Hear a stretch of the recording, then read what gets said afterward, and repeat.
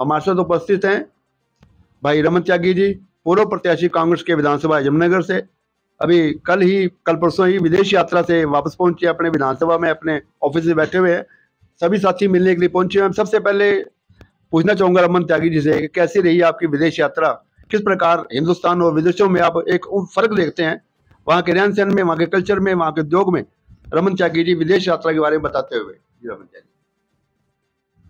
बामरी साहब, बड़ा अजीब सा क्वेश्चन आपने कर दिया विदेश के बारे में जी। ये तो सभी जानते हैं कि हमारे देश और उसमें बहुत फर्क है। वहाँ अनुशासन है, वहाँ ईमानदारी है। जो दो चीजें वो तरक्की के लिए जरूरी हैं। जिस देश में अनुशासन और ईमानदारी होती है पॉलिटिकली, वहाँ वो देश तरक्की करता है, इसलिए वो देश हमारे से आगे है। पूरा यूरोप गया, करीबन 10 कंट्री मैंने घूमे, तो वो देश में हमारे से बहुत आगे है। कौन कौन से कंट्री देखने का मौका मिला आपको? मैं यहाँ से लंदन गया, ये मत डाल देना। अच्छी बात, हमारी बात करता है। वहाँ इंग्लैंड से, उसके बाद में फ्रांस गया, पेरिस, उसके बाद जर्मनी गया, जर्मनी के बाद फिर मैं ऑस्ट्रिया गया, बेल्जियम गया, और एक लिंचेस्टन एक कंट्री है उसमें गया, इटली गया, स्विट्जरलैंड गया, वेटिकन सिटी गया, और एक दो छूट रहे मेरे से। काफी जगह में। सरकारी टूर था बीजेपी का या नहीं, मेरा पर्सनल था। मेरा पर्सनल। तो रमन त्यागी जी, बात करते हैं अब अपने विधानसभा की, अपने जिले की कांग्रेस पार्टी की। सौभाग्य से आज हमारे बीच हमारे युवा साथी भाई दिलराज संधू जी, जिन्होंने पार्टी की योग्यता को देखते हुए इन्हें जिला अध्यक्ष युवा कांग्रेस मनोनीत किया है।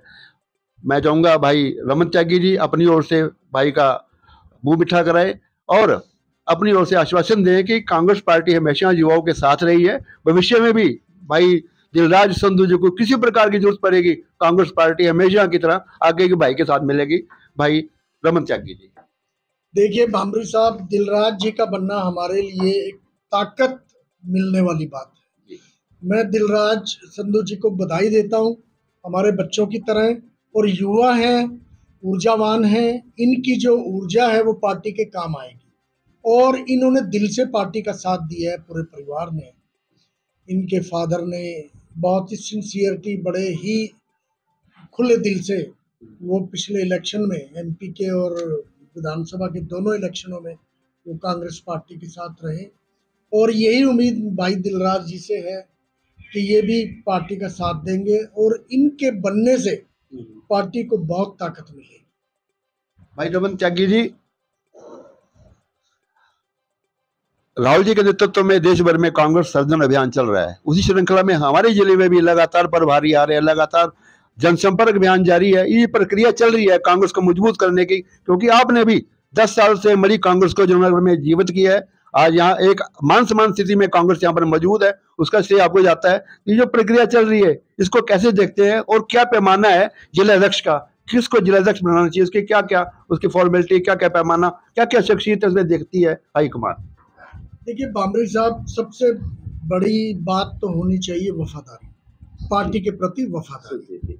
जो लोग इलेक्शन में पार्टी के खिलाफ चलते हैं उनको ये पद नहीं दिया जाना चाहिए, क्योंकि कल को उनके अनुसार अगर पार्टी टिकट नहीं दे पाती, वो फिर खिलाफत करेंगे, यहाँ नहीं करेंगे, कहीं और करेंगे। इसलिए मेरी पार्टी के बड़े नेताओं से ये गुजारिश है कि उन्हीं लोगों को आगे लाएं जो सक्षम हैं, जो पार्टी को आगे ले जा सकते हैं, लोगों के बीच पार्टी की बातों को रख सकते हैं। राहुल गांधी जी, जिन्होंने ये संगठन सृजन अभियान की शुरुआत की, उन्होंने जो बातें रखी हैं पार्टी के लिए कि किस तरह से हमें पार्टी के लिए काम करना चाहिए लोगों में जाकर, वो लोग उन चीज़ों में, उनको पता होना चाहिए कि हमें ये चीज़ें कैसे रखनी है। खामखा किसी के इम्प्रेशन में आके कि ये एमएलए का आदमी है, ये मंत्री का आदमी है, ये उसका आदमी है, उस इम्प्रेशन में अगर पार्टी ने जिला प्रधान बनाए।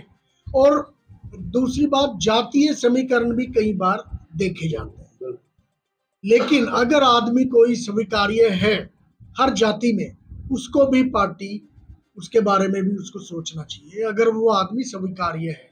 जैसे हमारे यमुनानगर सीट है, यहाँ पे पंजाबी और पंडित बाहुल्य ये सीट है।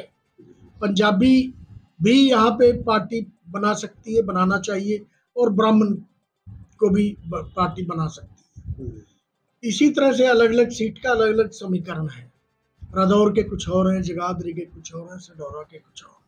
मैं यमुनानगर की बात कर रहा हूँ। रमन त्यागी जी, कल हरियाणा के प्रभारी अखिल भारतीय कांग्रेस कमेटी से हमारे श्री बीके हरि प्रसाद जी यहाँ पधारे हुए थे, उनसे भी आपकी चर्चा हुई। किस प्रकार का आश्वासन उन्होंने कांग्रेस जनों को दिया है? उन्होंने सभी को ये कहा है कि अच्छे लोगों को प्रतिनिधित्व करने का मौका दिया जाएगा, जो अच्छे लोग, पार्टी के वफादार लोग हैं।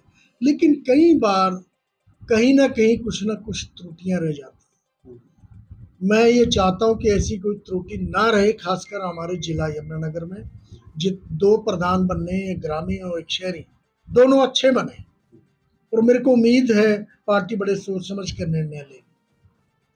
बात करते हैं विधानसभा यमुनानगर से। हमें सर आपकी इंडस्ट्री एरिया में बड़े बड़े उद्योगपतियों में जाने का मौका मिला, और हर तरीके से निराश हैं, हताश हैं, उनकी फैक्ट्रियां बंद पड़ी हैं, दबादब सरकारों के बैंक के लेन देन के चल रहे हैं। और उसके अलावा इस सबसे बड़ी बात यह है कि 250 के करीब परिवार यहाँ से पलायन करके ये जिला छोड़ के दूर दूर जा चुके हैं, अच्छे समृद्ध लोग, सुरक्षा को लेकर। सर ये क्या चल रहा है?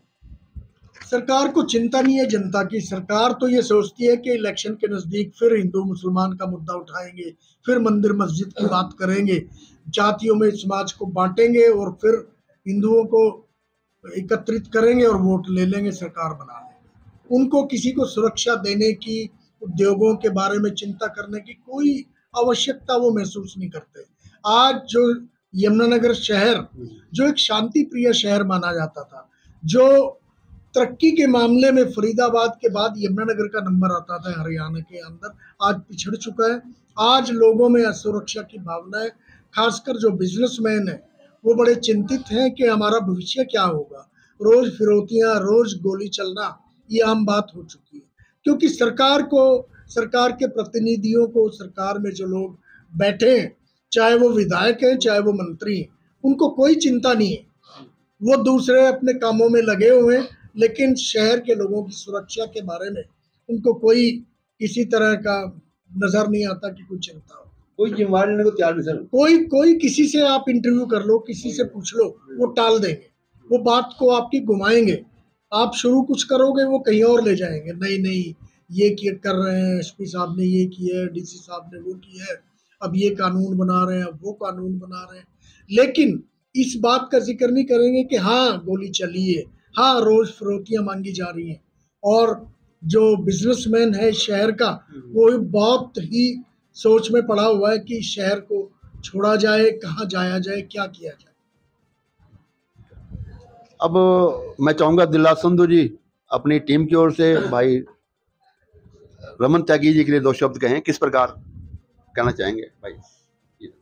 पहले तो जी मैं अपना जितने हमारे सीनियर नेता हैं, रमन अंकल जी, मैं उनका तहे दिल से धन्यवाद करना चाहूँगा, क्योंकि सब ने मेरा बहुत साथ दिया, मेरे साथ खड़े रहे और मेरे को हर मुसीबत में गाइड किया, क्या करना क्या नहीं। तो इस मेरी कामयाबी का श्रेय सारे हमारे सीनियर नेता रमन जी, अपना वरुण जी, इन सबको जाता है, हुड्डा जी को जाता है।